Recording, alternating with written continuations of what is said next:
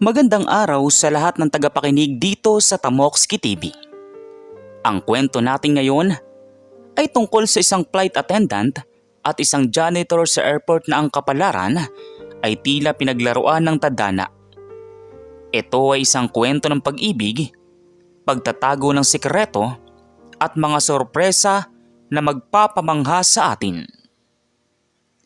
Pero bago tayo magpatuloy sa kwento, ay maaari po ba akong makahingi ng isang subscribe at like sa kwentong ito? At sinisigurado ko pong darating sa inyo ang napakalaking blessings. Kaya hindi ko na po patatagalin ang ating kwento at simulan na po natin.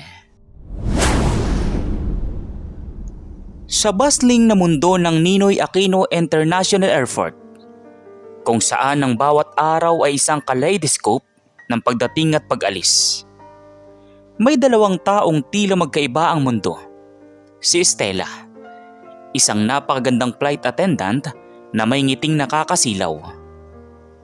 At si Ben, isang simpleng janitor na tahimik na ginagawa ang kanyang trabaho. Araw-araw, nagkukros ang kanilang landas sa ablang terminal. Ngunit halos hindi nagkakatinginan. Si Estela ay laging naka-uniforme, elegante at professional. Madalas na nagmamadali papunta sa kanyang gate. Si Ben naman, nakasuot ng kanyang asul na uniforme, bitbit ang map at balde, ay laging abala sa pagpapanatili ng kalinisan ng paliparan. Another busy day. Sana walang turbulence today, sabi ni Estela sa kanyang sarili habang naglalakad sa hallway. Isang hapon, habang naghihintay si Estela sa kanyang crew para sa isang international flight, napansin niya si Ben na masipag na naglilinis sa sahig malapit sa lounge.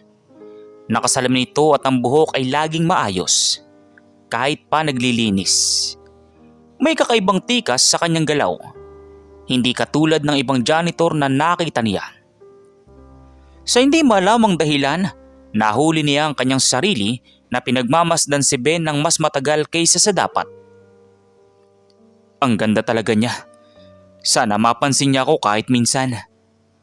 Bulong ni Ben sa kanyang sarili habang nagpupunas ng sahig. Hindi nagtagal, isang araw na umulan ng malakas at na-delay ang flight ni Estela. Habang naghihintay siya sa waiting area, nakita niya si Ben na nagpupunas ng basa ng sahig malapit sa kanya. Nagulat siya nang biglang madulas si Ben dahil sa basang sahig. Agad siyang tumayo para tulungan ito. Okay ka lang ba? Wala bang masakit sa'yo? Nag-aalalang tanong ni Estela. Opo mama. Okay lang po ako. Pasensya na po. Namumula sa iya na sabi ni Ben. Huwag kang mag-alala. Ang mahalaga ay hindi ka nasaktan ng gusto. Bakit hindi ka naglalagay ng with floor sign? Delikado. Nalimutan ko po ma'am. Maraming salamat po sa pagtulong. Sa sandaling iyon, nagtama ang kanilang mga mata. Sa unang pagkakataon, nakita ni Estela ang mabait at mapagmahal na mata ni Ben. Sa unang pagkakataon din, naramdaman ni Ben ang init ng pagmamalasakit ni Estela. Mula noon, sa tuwing magkakasalubong sila, magbibigay sila ng maliit na ngiti sa isa't isa. Ang maliit na ngiting iyon ay naging simula ng isang bagay na mas malalim. Isang araw, habang paalis si Estela para sa kanyang flight, naglakas loob si Ben na lapitan siya. Ma'am Estela, may sasabihin po sana ako. Nagulat naman si Estela pero ngumiti. Yes, Ben. May kailangan ka ba? Wala po. Gusto ko lang po sanang tanungin kung pwede po ba kitang ilibre ng kape minsan? Nagulat si Estela sa tanong ni Ben. Isang janitor na naglalakas loob na yayain siya ng kape. Hindi niya alam kung ano ang ibig sabihin. Ben, alam mo, I appreciate the offer. Pero naintindihan ko po ma'am. Pasensya na po sa abala.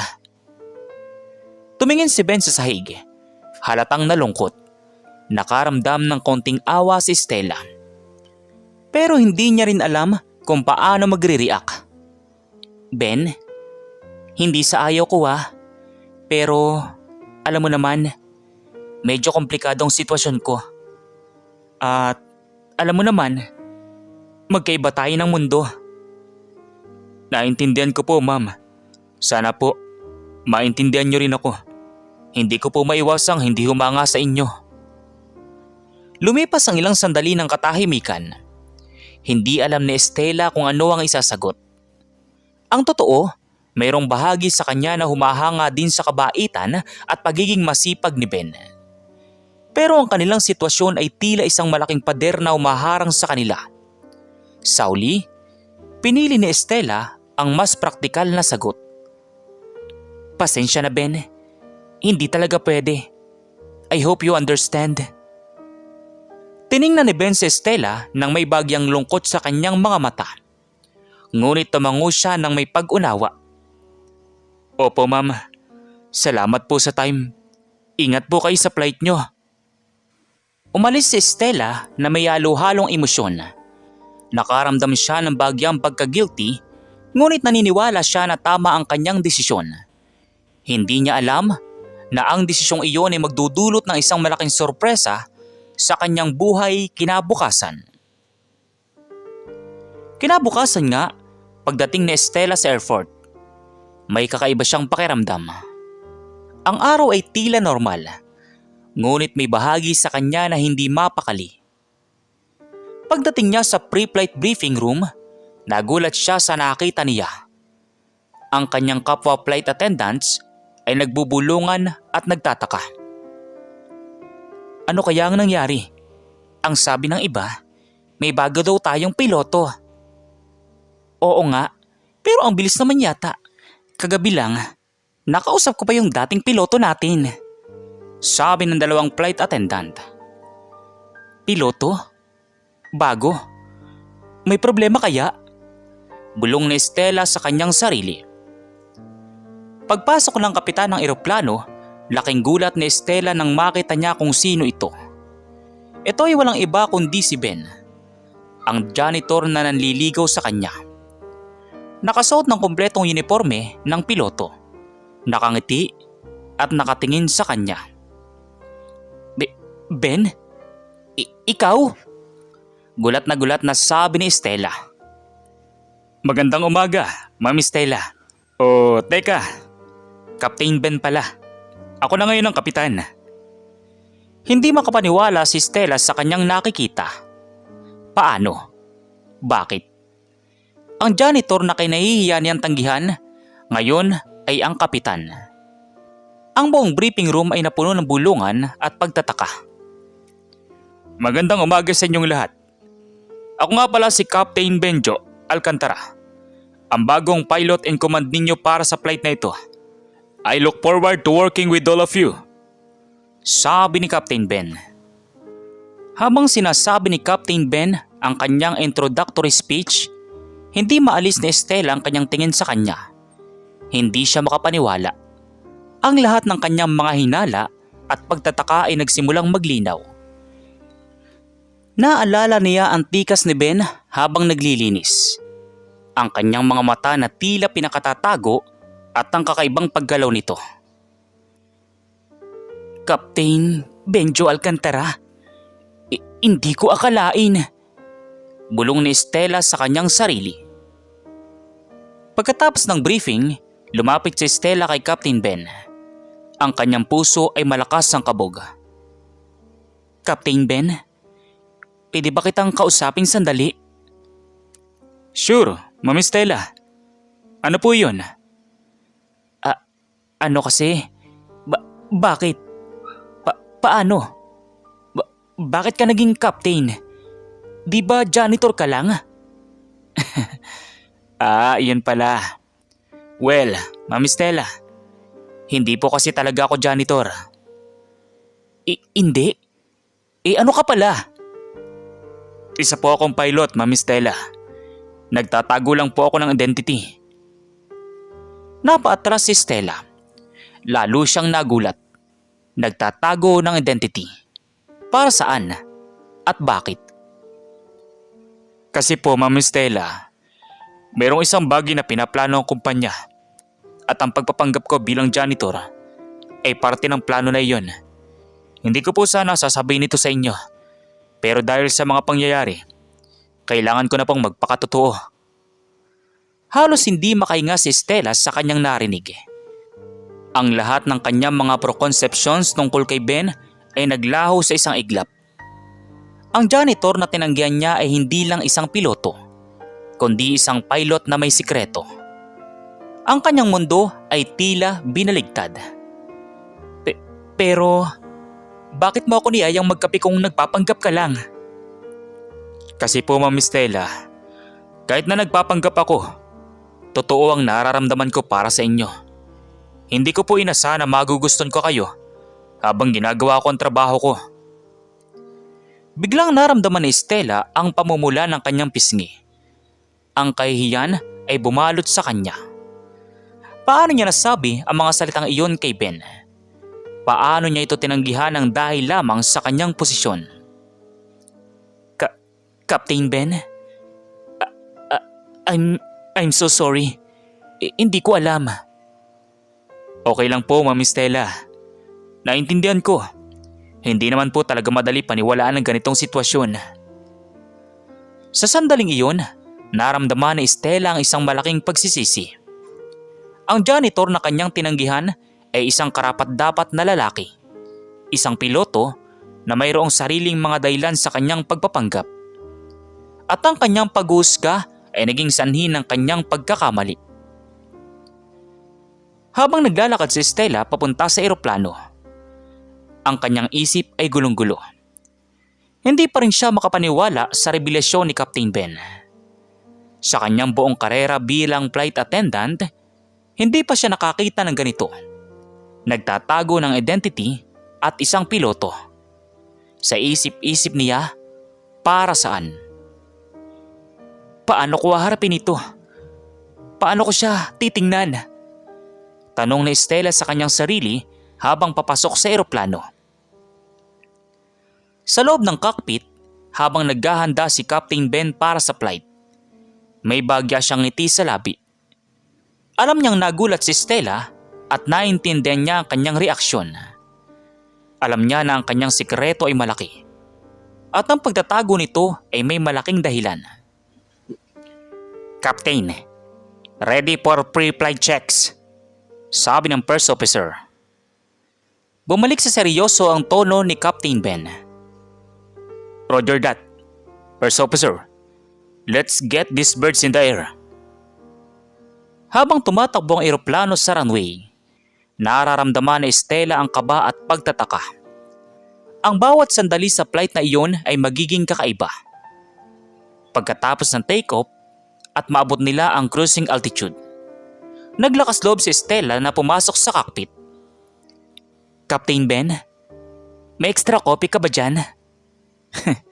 Sure, Ma'am Stella. Pasok ka. Pumasok si Stella at umupo sa upuan sa likod ng piloto. Ang ambience sa loob ng cockpit ay tahimik. Tanging ang tunog ng engine ang naririnig. So, Captain, pwede ko na bang malaman ang buong kwento? Bakit ka nagpapanggap na janitor? Ano ang mission mo? Ma'am Stella, ang totoo po, I'm part of a special investigation unit ng airline. May mga intelligence reports po kasi kami na may illegal na operasyon sa airport na pinag-iinitan. May nagtatangkang mag-smuggle ng mga sensitibong dokumento gamit ang ating mga flight. Smuggling? Sensitibong dokumento? Pero bakit ka nagpanggap na janitor? Kasi po, ang mga janitor ang may pinakamaraming access sa buong airport. Pwede sila makapasok sa halos lahat ng lugar. At dahil sa trabaho nila, hindi sila pinapansin. Perfect cover po para makahanap ng ebidensya at mamonitor ang mga sospek. Nagulat si Stella sa kanyang narinig. Ang kanyang mga mata ay nanlaki sa pagkamangha. Ang janitor na tinanggihan niya ay isang undercover agent pala. Pero, paano mo nalaman na ako ang target na flight? Actually, Ma'am Stella, hindi po kayong target.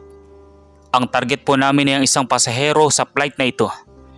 Meron po kaming impormasyon na may dadalhin siyang mahalagang package. At ang pagpapalit ko ng flight ay parte ng operasyon para masigurong hindi makakatakas ang suspect.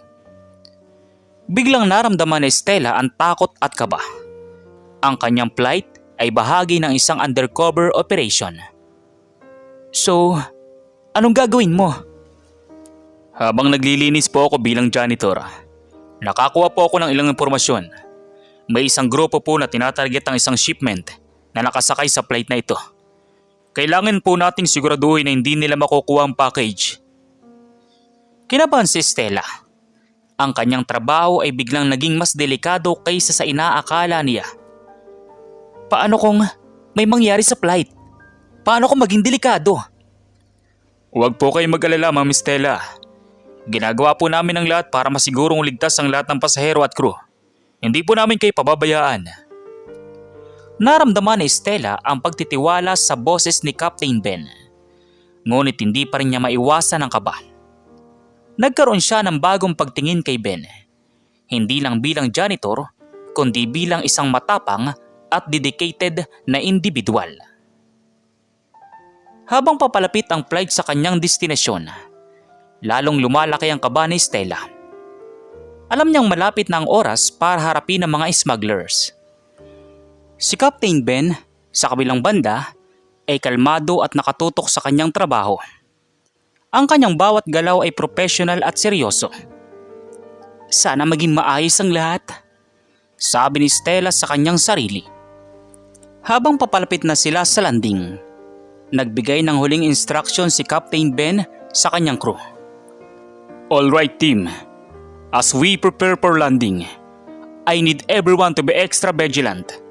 Mayroon tayong VIP passenger na mayroong mahalagang package. Make sure no one gets near that package until we land safely, sabi ni Captain Ben. Naintindihan ng crew ang ibig sabihin ni Captain Ben. Ito ay bahagi ng operasyon.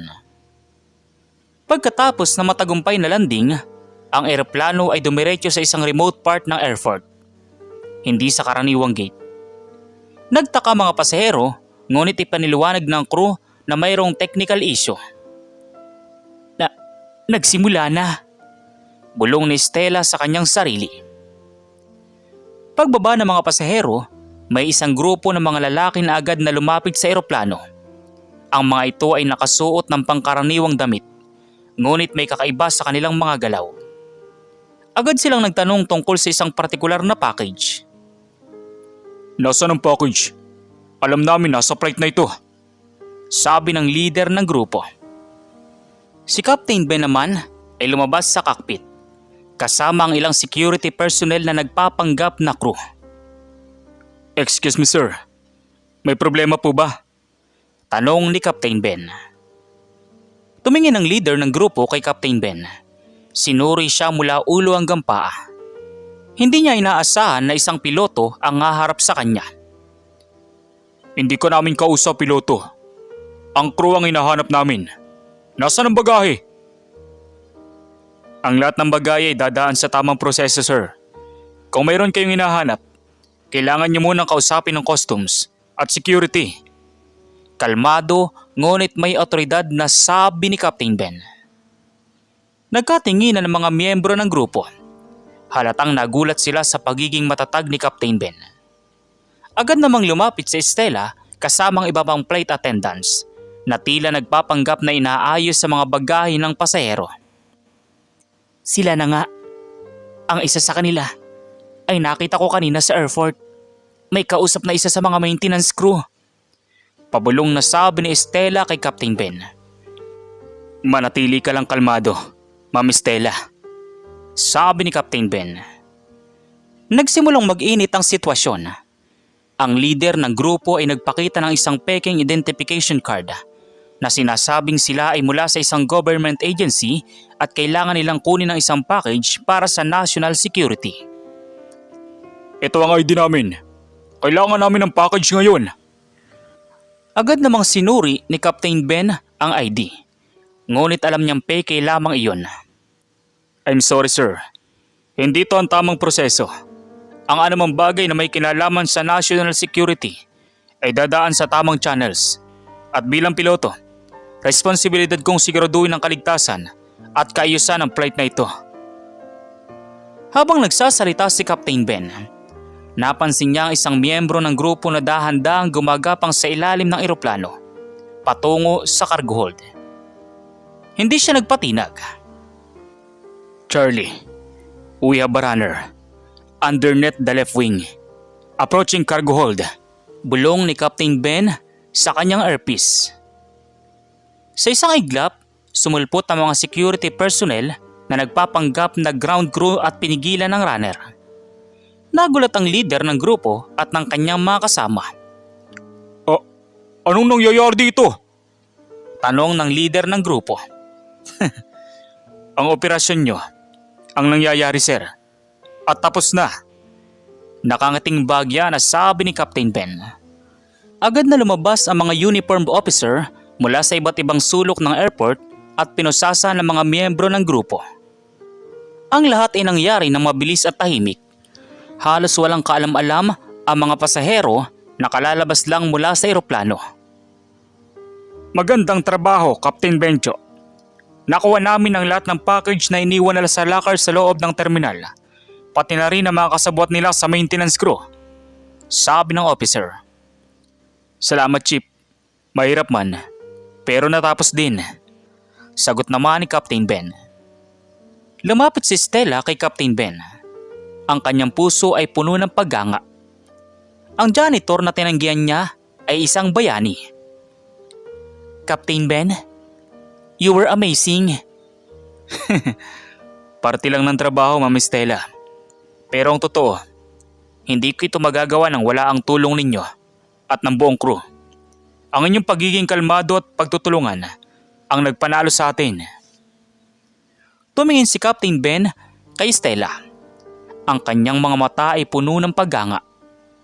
Nagtama ang kanilang mga mata. At sa pagkakataong iyon, walang pagkukunwari o pag-aalinlangan.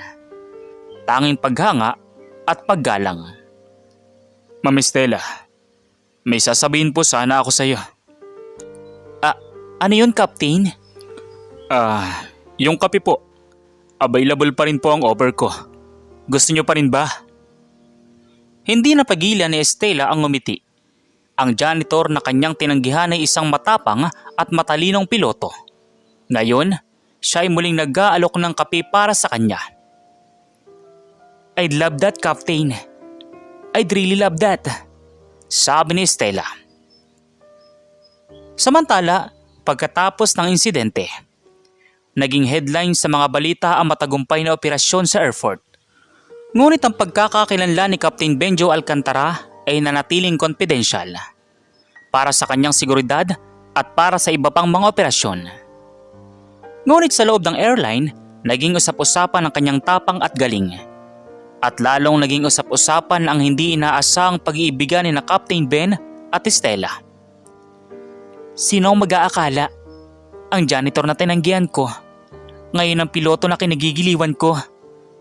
Bulong ni Stella sa kanyang sarili.